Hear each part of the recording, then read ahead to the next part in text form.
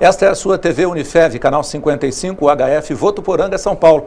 Já estamos de volta, o programa Empreender Tecnologias vai ao ar todas as sextas-feiras e domingos e você pode acompanhar o nosso programa. Hoje nós estamos recebendo para falar sobre escassez de água aqui nos estúdios do Labim, na TV Unifev, o professor José Lúcio da Silva. Ele é químico industrial com especialização na área de saneamento, meio ambiente e solos. É também diretor da Divisão de Tratamento, Produção e Qualidade da Água, da SAEV, Superintendência de Água e Esgotos de Votuporanga, professor de Química aqui na casa, na Unifev, tanto da graduação como do curso técnico e Pronatec. E também tem aí uma atividade importante, um laboratório de prestação de serviço na área de água, esgoto e solo. Muito bem. Agora, Zé Lúcio, acho que fechando essa questão de um panorama mais internacional, eu havia finalizado o bloco passado falando um pouco sobre isso, mas assim como hoje existe, por exemplo, conflitos por causa do petróleo, e assim mesmo não é um fator de influência tão grande diretamente na vida das pessoas, mas será que futuramente aqueles países que têm disponibilidade maior podem ter dificuldade com os que têm disponibilidade menor? Isso pode gerar conflitos internacionais? Olha, a gente tem notícias que já existe alguns conflitos em alguns países do Oriente Médio, Egito e outros países já estão entrando em conflito com relação à disponibilidade de água, aos rios, né? Puxa. E nós vimos recentemente aqui no Brasil também, nos dias onde houve falta de água em São Paulo, no momento de distribuição de água pelos caminhões, o pessoal brigando para estar pegando os galões de água no momento dessa distribuição. Então é uma coisa até, assim, para nós foi bastante estranho, porque nós não estamos acostumados com isso aqui no Brasil. Claro. E isso preocupou todo mundo, inclusive na nossa região aqui, a gente tem muita gente ligando, perguntando e preocupado com essa disponibilidade de água também aqui na nossa região. Porque na realidade é um problema sério. Quando chega no momento do desespero, né, da ausência total de disponibilidade de água, aí é que a gente vê do que as pessoas às vezes são capazes, né? Mas existem saídas para resolver esse problema da água aqui no estado, na região, no país? Existe saída, sim. Agora a questão é um pouco mais ampla, né? Quando nós imaginamos, hoje nós temos 7 bilhões de pessoas pelo mundo consumindo água. E nós sabemos que nesse último século, esse número foi triplicado e o consumo de água aumentou 6 vezes.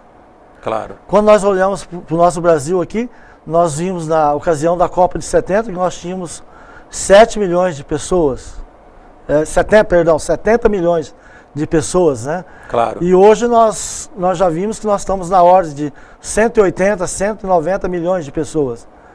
Em relação ao mundo, a gente espera que em 2050 a gente vai ter em número mais ou menos de 10 bilhões de pessoas consumindo água. Então a questão não é só a escassez da água, é que nós estamos tendo um aumento populacional generalizado no mundo e a quantidade de água se mantém. Claro. Então é preciso gerir esse recurso de forma que nós temos que economizar essa água. A palavra de ordem é economizar água. Claro. Né? Então a economia vai ser a solução. A economia vai ser a solução. E assim, a nível de planejamento, para encontrar novas formas de processamento, o reaproveitamento da água, talvez outras formas de distribuição e armazenamento, haveriam soluções, por exemplo, a Cantareira teve toda uma preocupação lá em remodelar o sistema para poder torná-lo mais eficiente, a questão de bombeamento e todas aquelas soluções, claro, elas foram momentâneas, mas é possível pensar isso a longo prazo para garantir que lá na frente a gente não tenha problemas? Eu diria que nós precisamos começar, vamos dizer assim, pensar estrategicamente, primeiro, preservar o que nós temos, preservar as nascentes, preservar os lençóis freáticos, que nós não falamos aqui ainda, claro, porque nós temos a água superficial, mas nós temos também a água dos lençóis, que algumas vezes estão sendo contaminadas também. Então, além da preservação, nós temos que pensar de uma forma de contenção dessa água, ou seja, aumentar as represas, as barreiras, os reservatórios e mais, até pensando também na água de chuva. Nós aproveitamos muito pouco a água da chuva. É então, verdade. Acho que nós, inclusive a nível doméstico, nós poderíamos implantar um sistema de reservatório para conter água de chuva e estar utilizando essa água de chuva diariamente. Verdade. Afinal de contas, há uns anos atrás, ninguém falava em painel solar, em energia, em armazenamento de energia do sol, e hoje está se tornando cada vez mais comum na sociedade. Quer dizer, essa ideia de armazenar, colher e armazenar a água da chuva pode ser um caminho também muito interessante para evitar o racionamento, para evitar a falta de água, né? Com certeza. Inclusive, se nós olharmos hoje para nível mundial, existe hoje 20 milhões de usinas de dessalinização em funcionamento ou em construção. Então é um número que até me surpreende. Claro. Porque a gente fala nessa tecnologia que é caro e é diferente, é uma tecnologia mais complicada do que o que a gente usa até então, mas já existe mais ou menos 120 países utilizando a água dessalinizada. E nós temos informações que a China está investindo 15 bilhões de dólares em usina de dessalinização de água. Estados Unidos já tem estados investindo. E nós, no Brasil, nós ainda estamos um pouco parados, apesar que a gente tem bastante água, mas nós teríamos que já estar avançando nessas tecnologias também. Eu acho que tem que haver um pensamento sistêmico, né? Mas o que nós podemos fazer para ajudar nessa questão? Vamos falar agora em termos domésticos, em termos da sociedade de maneira geral. Olha, o nosso caminho, eu acredito que são principalmente as crianças, né? A gente deveria estar investindo bastante em educação. Nós, através da SAEV Ambiental, nós estamos fazendo projetos na área de conservação de áreas de nascente, mas também nós estamos indo até as escolas, nós estamos proferindo palestras em instituições, levando fortemente essa ideia que nós, além de economizar água, nós precisamos também aproveitar melhor essa água, ou seja, não desperdiçar e também aproveitar a água de chuva, ou seja, trabalhar em todos os níveis. E o nosso caminho para isso, com certeza, são as crianças, que vão estar aí no futuro dos próximos 20, 30 anos e vão contribuir bastante para essa mudança, né, de paradigma de que a água não vai acabar. Tem muita gente que fala que a água não vai acabar, mas a gente sabe que a água disponível ela vai diminuir e o consumo tende a aumentar. Claro. E uma coisa interessante que nós devemos pregar é que a água é a base para a produção de alimentos, é a base da agricultura. Sim. É a base da energia que nós tanto consumimos. Exato. E também, o principal, a água é a base da vida. Sem dúvida. Se nós não tivermos água, nós não temos vida. Eu vi num telejornal, poucos dias atrás, e achei muito interessante, acho até interessante comentar aqui com os nossos telespectadores, porque eles estavam dizendo que mesmo sem chover, o volume da cantareira tinha aumentado. E atribuíram essa situação exatamente ao racionamento voluntário da população. Exatamente. Quer dizer, a água continuou subindo, os níveis do reservatório continuaram subindo, só porque o pessoal deixou de consumir exageradamente. Então, quer dizer, é possível fazer várias operações que ajudem no processo de recuperação, né? Sem dúvida. Nós vimos isso aqui no nosso município.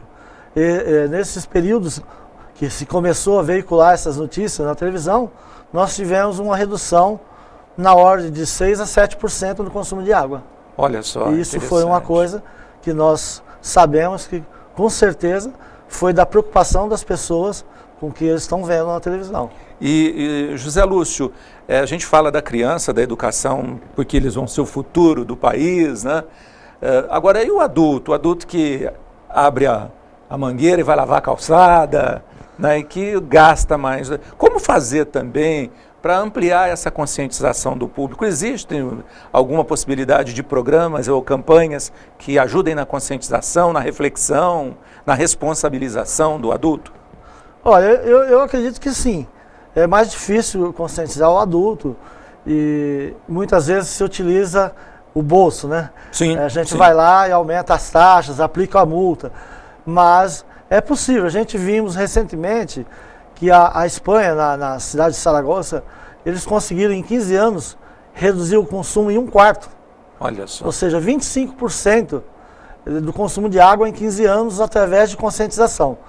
Então, porque eles tinham problemas muito sérios lá, eles estão inclusive estudando o aproveitamento de água do derretimento das geleiras. Mas, se eles conseguiram, na necessidade, eu acredito que nós também podemos conscientizar os adultos, através de programas, tal, como esse que nós estamos falando aqui, de aumentar a preocupação e fazer com que todos possam contribuir também. E eu tenho a impressão que a gente pode começar a agir de forma proativa, né? Não esperar a situação chegar em caos, chegar numa condição insustentável para começar a tomar medidas. Eu acho que a população, de maneira geral, não só sobre esse tema, mas outros temas também que às vezes nos preocupam, né? A gente começar a agir por antecipação. É muito melhor você antever o problema e tomar uma atitude que te ajude a enfrentá-lo com mais tranquilidade, mais segurança, do que deixar a casa cair para depois começar a fazer alguma coisa. Exatamente, né? eu concordo com você. Inclusive, a gente sabe que o problema da água não é só o problema de consumo, de falta de conscientização. Nós sabemos que tem outras coisas que também fazem parte disso, assim como o lixo, o resíduo. Exato. Então, tudo está influenciando o uso de substâncias químicas, combustíveis, por exemplo. Tudo isso interfere, porque nós podemos estar poluindo a água disponível. Então, nós teríamos que pensar, no geral, nas mudanças climáticas como um todo, né? Sem dúvida. O solo, o ar, né? Tudo que interfere eu acho na que produção. as próximas gerações vão ter que reaprender, né, a se comportar ambientalmente e, ao mesmo tempo, vão ter que se reprogramar, se reproduzir em termos de comportamento ambiental, não tenho dúvida disso. Mas como nós podemos fazer quando tivermos suspeita, por exemplo, de se a água está limpa, boa para consumir, a gente não estiver seguro da condição de consumo da água? Olha, é importante esse assunto, porque muitas vezes nós viajamos, e agora recentemente eu tinha uma viagem programada para Bonito, e a gente ficou sabendo que tinha um surto lá de doenças, e nós cancelamos a viagem. Sim. Porque a preocupação é tanto, porque a água ela é um meio de veiculação de doenças hídricas, de doenças veiculadas por meio hídrico. Então nós, quando não tivermos certeza de que a água ela está limpa, está própria, nós precisamos então, como recurso, ou ferver essa água para estar eliminando principalmente vírus e bactérias que morrem com o aumento da temperatura, ou então estar utilizando a água sanitária. Nós podemos recorrer à utilização de 1 a 2 gotas de água sanitária por litro de água, deixando essa água em contato com esse produto mais ou menos 15 a 20 minutos, e assim a gente garante a redução dessa carga de micro-organismos presente que pode causar doenças. Muito bacana. E você estava falando da questão turística, né? Mas, por exemplo, o litoral do estado de São Paulo e de outros estados também, no período das férias, normalmente praias contaminadas, né? E muitos problemas relacionados à água também, né? É o período turístico, todo mundo vai de férias. Isso mesmo, né? nós precisamos pensar sobre isso, porque tem algumas cidades que a população chega a duplicar. Sim. Né, a população da cidade nos períodos de turismo. Então é importante pensar nessa questão também. Para onde nós estamos indo, se nós devemos levar na bagagem um pouquinho de água. Que água cuidados boa. A gente precisa ter lá, né? Exatamente. Também. Isso. Muito bom, José Lúcio, eu agradeço muito a sua presença aqui no programa Empreender Tecnologias. Agradeço ao Paulo também, o Paulo Cecílio, o coordenador do curso de Gestão Ambiental, por ter feito o convite, por ter trazido você representando o curso. E espero ter outras oportunidades para a gente conversar sobre esse e outros temas que são muitíssimo importantes para a nossa população. Tá, eu também agradeço em meu nome, em nome também da Saev Ambiental, que é a empresa onde eu trabalho. Agradeço ao superintendente, ao Oscar, ao chefe de operações, o Marcelo, que nos liberou nesse horário de trabalho para estar aqui fazendo parte do programa, mas faz parte do nosso trabalho, que é levar informações, que a gente tem um pouco, às vezes, de informações a mais sobre o que está acontecendo com a água. Mas Parabéns. Está à disposição, então, para vir quantas vezes vocês precisarem. Legal. Eu agradeço a você, telespectador, que acompanhou atentamente, sem dúvida nenhuma, conheceu muitas informações, né, que a gente precisa ter, reflexões que a gente precisa fazer para que o futuro seja melhor. Grande abraço para você, tenha uma ótima semana. Na próxima estaremos de novo aqui no Empreender Tecnologias. Tchau, até a próxima semana.